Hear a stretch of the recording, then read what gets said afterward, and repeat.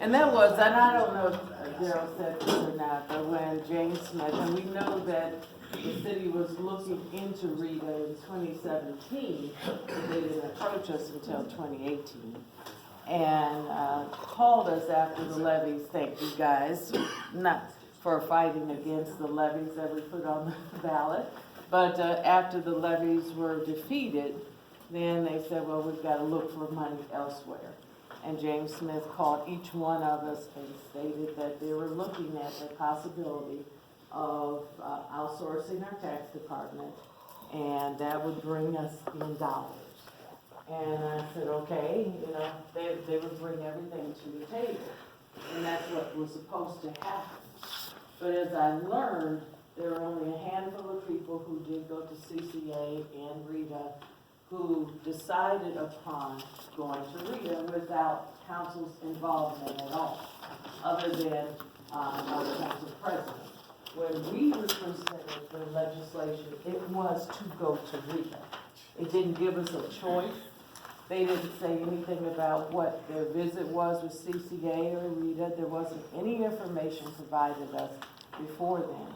And right then, my spidey went up, you know, because I said, something's going on here. There is no way that we should be able, and I asked, can we just have a blank legislation and fill it in? Oh, no, we have to do this with Rita.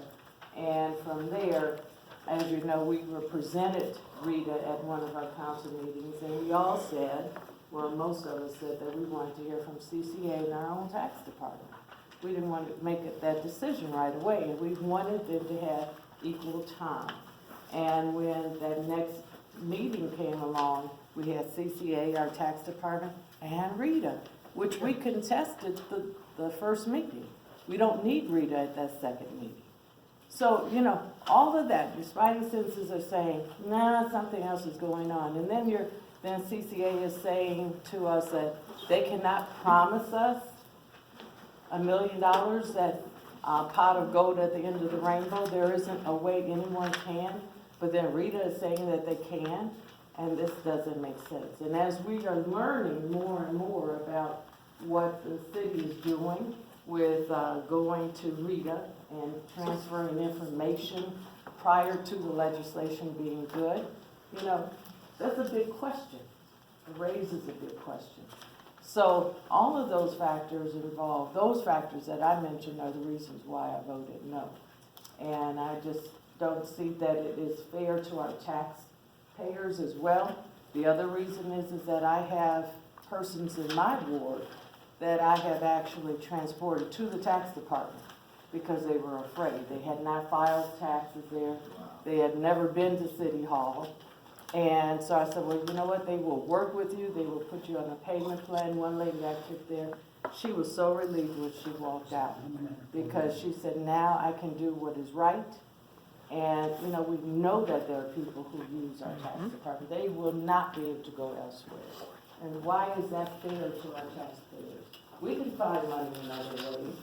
And Daryl has Table Rock that we're not even discussing. And he mentions this over and over again. Yet and still, that will bring in millions. But who wants to talk about it, right? So no, you know, that is, our taxpayers are important. Our residents are important, and I will vote according to my residents, and that's why I voted no.